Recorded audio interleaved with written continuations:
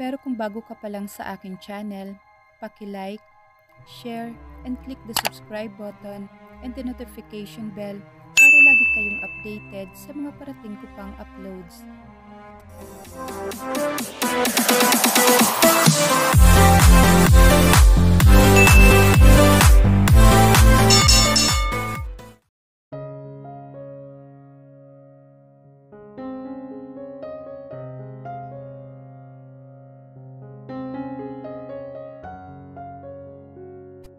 Let's get married! Ang biglang suhestyon ni Dave. Nanlaki ang mga mata ni Camille. Di siya makapaniwala sa sinabi ng kaharap. What are you talking about?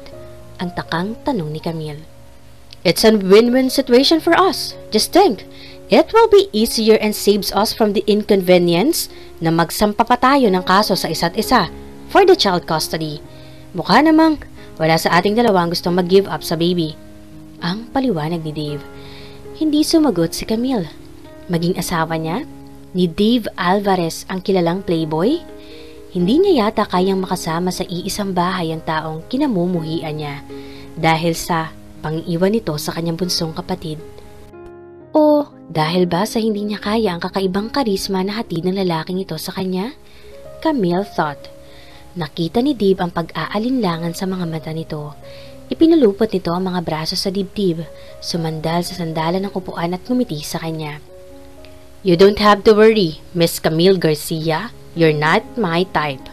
Your virtue will be in talk with me because I will never fall for you. Ang mariing sabi ni Dave. Dahil sa isang aksidente ay namatay ang buntis na kapatid ni Camille Garcia. Pero nagawang sagipin ang baby na nasa sinapupunan nito. Inangkin ni Camille ang bata at itinuring na tunay na anak. Ngunit, anong gagawin niya? Kung isang araw ay biglang dumating ang ama ng bata, ang kilalang playboy na si Dave Alvarez, at kinukuha sa kanya ang baby. Tatanggapin ba niya ang alok nitong kasal para huwag lang mawala sa kanya ang anak? Pero, papaano kung kagaya ng kapatid ay mahulog din ang kanyang loob sa lalaking ginagawang parang damit lang ang mga babae kung magpalit? Pipigilan ba niya ang sarili? O hahayaan niyang masaktan din siya kagaya ng ibang babaeng mahalin lang si Dave? Si Dave na hindi pa rin makawala sa mga alaala ng namatay na asawa. At narito ang pagsisimula ng ating kwento. Humahangos si Camille na pumasok sa loob ng ospital. Halos ilipad siya ng kanyang mga paa mula sa kalsada pagbaba niya ng jeep. Hanggang sa pagpasok niya ng public hospital, tinakbo na niya ang papunta sa emergency room. Halos maubusan na siya ng hininga dahil sa pagod at bigat ng dibdib na kanyang nadarama. Nang matanggap niya ang tawag mula sa kanyang mama, habang nasa trabaho siya ay nagmadali na siyang umalis ng kanyang pinagtatrabahuhan. Hindi na niya nagawang magpaalam sa kanilang bank branch manager sa kanyang biglaang pag-uwi. Basta na lang niyang dinampot ang kanyang bag at tumakbo palabas ng kanyang cubicle at sumigaw na lang siya ng, "May emergency!" sa mga kasamahan niya habang mabilis siyang lumabas ng building. Nadatnan niya ang kanyang mama na nakatayo sa labas ng swivel door, sa taas nito nakasulat sa kulay pulang letra ang emergency room. Tumakbo siya papalapit sa kanyang mama. "Ma, ano pang nangyari?" Ang tanong agad ni Camille na naghahabol ng kanyang hininga sa inang umaagos ang luha sa mga mata. Suminghot muna ang kanyang ina. "Si Faye, nabangga ng motorsiklo habang papatawid." Ang sagot ng kanyang mama na si Shawnee. "Diyos ko," bulong ni Camille. Anong nangyari sa nakabangga sa kanya?" Ang tanong muli ni Camille. "Inihatid naman siya rito sa ospital. Siya rin ang tumawag ng ambulansya." Ang sagot ni Shawnee. "Malapit na sa bahay natin na mabangga siya pero ang sabi ng mga saksi na binusinahan daw muna si Faye ng driver. Minto pa nga daw si Faye pero na makita nitong papalapit na ang motorsiklo ay saka ito tumawid. Parang sinadya raw nito na mabangga talaga siya." Ang lumuluhang kwento ni Shawnee kay Camille. Napaupo si Camille sa upuan sa labas ng emergency room. Napahawak ang kanyang nanginginig na kanan na kamay sa kanyang bibig. "No, hindi ito totoo," ang sabi niya sa sarili. Bakit ito gagawin ni Faye? Bakit hindi niya sasadyain na Bakit niya sasadyain na magpasagasa sa isang humaharurot na motorsiklo? Ang naguguluhan niyang tanong sa sarili. Nang bigla niyang maalala ang dahilan ng pag-alis nito kanina, naalala ni Camille ang huling pag-uusap at pagtatalo nila ng kapatid kaninang umaga bago siya pumasok sa opisina. Saan ka pupunta? Ang takang tanong niya kay Faye nang mapansin niyang nakapangalis ito na damit at may dalang shoulder bag. Hindi ba? Kapapa-check up mo lang? Ang sunod niyang tanong pero ni isa sa tinanong niya ay di sinagot ng mas nakababatang kapatid. Faye, ano ba? Kanina pa ako nagtatanong sa'yo saan ba ang lakad mo? Ang galit ng tanong ni Camille at hinawakan niya ang kapatid sa balikat nito para tingnan ito sa mga mata. May pupuntahan lang ako sa kaibigan. Ang simpleng sagot ito sa kanya. Kaibigan? Sinong kaibigan? Ang muling tanong ni Camille. Bakit ka ba kasi tanong ng tanong, Camille? Ang inis na sagot sa kanya ni Faye. Di siya nito tinatawag na ate dahil sa isang taon na pagitan ng edad nila. Natural! Para malaman ko kung saan ka pupunta. Ang galit na sagot ni Camille sa kapatid na napaka-irresponsable. Kung makapag-interrogate ka, daig mo pa si mama? Ang inis na sagot nito sa kanya. Sabay hawi nito ng kanyang mga kamay na nakahawak sa mga balikat nito. Mas matanda ako sa'yo, kaya may karapatan ako magtanong kung saan ang lakad mo. Marami nang inasikaso si mama. Saka, kabuwanan mo na, gala ka pa ng gala? Paano kung abutan ka ng panganganak kung saan na lang? Ang sagot ni Camille. Kaya nga may cellphone, para makontak ko kayo. Ang pilosopong sagot ni Faye kay Camille, at umismid pa ito sa kanya. Camille checked her temper. Ayaw niyang kagalitan ng kapatid pero napakatigas ng ulo nito. Wala pa noon ay di ito nakikinig sa mga sinasabi nila at sinusunod lagi kung anong gusto. Kahit na ikapapahamak nito. Napabuntong hininga na lang si Camille. Di na niya kaya pang patagalin ang pakikipagtalo sa kapatid at kailangan na rin niyang umalis para pumasok sa bangko bilang isang teller.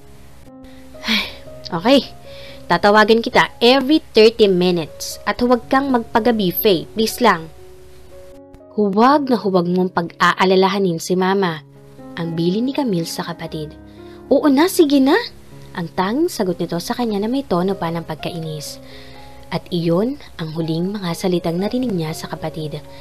Napabuntong hininga si Camille at di niya namalaya na may luha na palang pumatak sa kanyang mga mata. Katabi na niya sa upuan ng kanyang mama at taimtim na naghintay sila sa labas ng emergency room. Maya-maya pa ay lumapit sa kanila ang isang pulis kasama ang lalaking nakamotor. Tumayo si Camille at nakipagkamay sa pulis. Ma'am, siya po ang lalaking nakabangga sa kapatid ninyo. Maaari po ba kayong sumama sandali sa presinto para mailad po natin ang nangyari at makapagsampa po kayo ng kaukulang reklamo? Ma'am, kung maaari po sana huwag niyo na po akong kasuhan. Makikipagtulungan po ako sa inyo. Hindi ko po talaga sinasadya ang pagkabangga ng kapatid niyo. Ang pagmamakaawa ng lalaki kay Camille. Pwede naman po nating reviewin ang CCTV ng barangay para sa ebidensya. Kaya maganda pong sumama kayo sa amin. Pakiusap na ma'am, ang muling sabi ng pulis kay Camille. Sige na anak, ako na muna magbabantay rito, ang sabi kay Camille ng kanyang mama. Sige po mama, nag-text na po si Ryan sa akin at susunod na daw siya rito, hintayin niyo na lang muna siya, ang sabi ni Camille sa kanyang mama, bago siya umalis ng ospital kasama ang pulis at ang lalaking nakabangga sa kapatid. At tulad nga ng sinabi ng mga saksi, nakita ni Camille sa CCTV video ang nangyari. Papatawid na nga si Faye. Mula sa malayo ay nagminor pa ang motor. Huminto si Faye at sabi nga sa kanya ng driver, inakala niyang di naman tatawid ang kapatid at maghihintay lang ng sasakyan. Kaya pinatakbo nitong muli ang kanyang motor at saktong biglang tumawid si Faye na makitang papalapit na ang motorsiklo. Halos manlambot si Camille sa nakita. Namutla siya at agad siyang pinaupo ng pulis sa loob ng station. Binigyan pa siya ng bottled water para inumin. Diyos ko, Faye, bakit mo ito ginawa? Ang naluluhang tanong ni Camille sa sarili. At dahil sa alam naman ni Camille na walang kasalanan ng lalaki ay di na siya nagsampa pa ng kaso. Pero pangako pa rin ito na tutulong sa gastusin ni Faye sa ospital. Nag-iwan ito ng contact number kay Camille at pumirma sa logbook ng pulisya. Maya-maya pa ay nakatanggap ng text si Camille mula sa mama. Pinababalik na siya nito sa ospital at pinagmamadali siya. Agad na nagpaalam si Camille at sinabi niyang kailangan na niyang makabalik ng ospital. Pagdating niya sa ospital ay naroon na rin ang kanyang nobyo na si Ryan. Yakap nito ang kanyang mama. Nakitang-kita ni Camille na humahagulgol sa pag-iyak. Kinabahan na si Camille. "No, please. Lord, please." Ang sambit ni Camille habang naglalakad papalapit sa kanyang ina at boyfriend. "Please, huwag na pong hayaang may mangyaring masama kay Faye at sa baby nito." Ang sambit na panalangin ni Camille. "Ma?" Ang tanging nasabi ni Camille sa ina habang malakas na kumakabog ang kanyang puso sa kanyang dibdib. Humarap ang kanyang mama sa kanya. Basang-basa ang mukha nito ng luha. Umiiling-iling ito sa kanya. "Wala na si Faye." Ang sagot ng kanyang ina. Parang sinakloban si Camille ng langit at lupa. Niyakap si Camille ng kanyang ina na di na tumigil sa pagluha. Nanlambot naman ang mga tuhod ni Camille at para bang may sumuntok sa kanyang sikmura. Agad naman silang niyakap ni Ryan, ang 3 taon na kasintahan ni Camille. Humawak siya ng mahigpit sa braso ng kanyang nobyo. Para bang anumang oras ay babagsak siya sa lupa at kakainin siya ng kumunoy ng pagdadalamhati. Hindi ito totoo, ang sabi ng isip ni Camille. Nananaginip lang siya. Nasa bahay lang si Faye. Katatapos lang niya itong samahan magpa-check up sa OB nito noong isang araw. Malusog silang pareho ng kanyang baby. Ang mga pagtanggi ng isip ni Camille. "Pwede na tayong pumasok sa loob, Camille.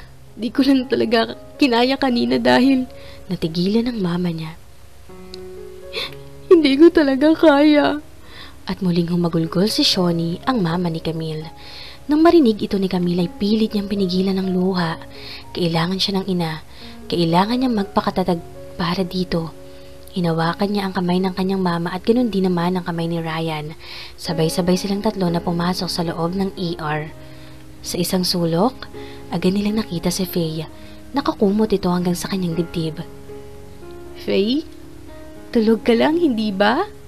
Ang sigaw ng isipan ni Camille nang mahawakan na niya ang kapatid. Gusto niya itong yugyugin para magising, pero ayaw niyang mag-hysterical para sa kanyang mama na ikinatatakot ni Camille na baka bigla itong himatayin. Tumulo ang luha sa kanyang mga mata. Pilit niyang nagpakatatag habang akbay siya ni Ryan. Napansin ni Camille na walang umbok ang tiyan ni Faye. "Nasaan ang baby?" tanong niya sa sarili. Hahanapin niya sana ang doktor na may lumapit sa kanya na isang nurse. "Miss, nasa nursery po ang baby niya. Nagawa pong isalba ni Dr. Perez. May mga kailangan po ang bata at may kailangan kayong pirmahan para sa birth certificate nito," ang sabi sa kanya ng nurse. Ang baby ni Faye, ang baby boy ni Faye ay buhay? Masakit man ang pagkawala ng kanyang kapatid, pero parang musika sa pandinig ni Camille ang sinabi ng nurse. "Sige na, Camille. Asikasuhin mo na ang anak ni Faye," ang sabi sa kanya ni Ryan. "Ako na muna ang bahala rito kay mama." "Sige na, Camille. Kailangan ka ng anak ni Faye. Salamat at buhay si Calex. Diyos ko. Diyos, salamat." Ang naluluhang sabi ni Shawnee, habang yakap ang walang malay na si Faye. Tumango-tango si Camille at halos patakbo siyang nagpunta sa nursery ng hospital. Nilapitan siya ng isang nurse at sinamahan siya nito sa nurse station para fill upan ang isang form para sa birth certificate ng bata. Siya ang tumayong guardian ng baby at pagkatapos ay bumalik siya sa nursery para tingnan ang anak ni Faye. Pumasok ang isang nurse sa loob at kinarga ang baby para makita niya ito. Muling lumuha si Camille na makita ang perpektong si baby Calex. Pagkatapos ay muling ibinalik ng nurse ang baby sa higaan nito. Muling lumabas ang nurse para kausapin siya. Sinabi nito na anytime ay pwedeng lumabas na si baby Calex. Sinabi ni Camille na aasikasuhin niya muna ang puneraryang kukuha sa katawan ng kapatid at babalikan niya si Calex para kunin ito. Mabilis na umalis si Camille para balikan ang ina at si Ryan. Tumawag siya sa isang punerarya para agad na makuha ang kapatid. Napagkasunduan nilang mag-ina na 3 araw lang nilang ibuburol si Faye at ike-cremate nila ang labi nito. Nang makita ni Camille na maayos na ang lahat at nakuha na ang katawan ni Faye, pinauwi na muna ni Camille ang kanyang ina sa bahay. Pinasamahan niya ito kay Ryan. habang siya ay mamimili muna ng gamit ni Calex para mailabas niya ito at maiuwi. Naiwan kasi lahat sa bahay ang mga damit ni Calex. Nang makabili na si Camille ng damit ay agad niyang hinalikan at binalikan si baby Calex. Kinuha na niya ito sa nursery. Binayaran na niya ang hospital bills at umuwi na siya sa kanilang bahay. Inabutan niya pa ang kanyang ina na naghahanda ng damit na isusuot ni Faye. Pagkakita ni Shawnee sa kanyang apo, naibsa ng paghihirap at dalamhati na nararamdaman ng kanyang puso. Agad din itong kinuha sa mga bisig ni Camille si baby Calex at hinagkan ito. Para siyang anghel, hindi ba, Mama? Ang naluluhang tanong ni Camille. Tumangu-tangu lang ang kanyang ina na hindi na makapagsalita dahil sa matinding emosyon. Muling kinuha ni Camille si Calex sa ina at inihiga nila sa crib nito. Kumpleto sa gamit si baby Calex at halos lahat ng gamit nito ay si Camille ang bumili. Dahil sa walang trabaho ang kapatid at wala rin naman itong ama, hindi nila kilala kung sino ang ama ni Calex. Nung una at pilit nilang inaalam kay Faye kung sino ang nakabundis sa kanya pero nagmatigas itong pangalanan ng lalaki at hindi na nila ito pinilit pa. Anak, dadalhin ko lang ang gamit na isusuot ni Faye sa punerarya, ang sabi ng kanyang mama. Ma, ako na po. Bantayan niyo na lang po muna si Calex, ang sabi ni Camille. Ayaw na niyang mahirapan ng gusto ang ina. Opo, Mama. Kami na po ni Camille mag-aasikaso ng lahat dito na lang po muna kayo at bantayan ng baby, ang sabi ni Ryan. Napabuntong hininga si Shawnee. Mas gusto ko nga ang bantayan si Calex, ang sagot nito. Isang ngiti lang ang isinagot ni Camille at mabilis na silang umalis ni Ryan. Ilang oras din ang lumipas nang maiayos na ang lahat at mailagak na ang mga labi ni Faye sa isang chapel ng funeral parlor. Umuwi na si Camille sa kanilang bahay para magpalit ng damit at sunduin ang kanyang ina. Bit-bit si Calex ay pinuntahan nila si Faye. At tulad ng napag-usapan nilang mag-ina, 3 araw lang na ibuburol si Faye, saka ito ike-cremate. Pagkatapos ay inuwi nila sa bahay ang urn nito. Pagka-uwi nila sa bahay, nadama na ni Camille ang sobrang pagod.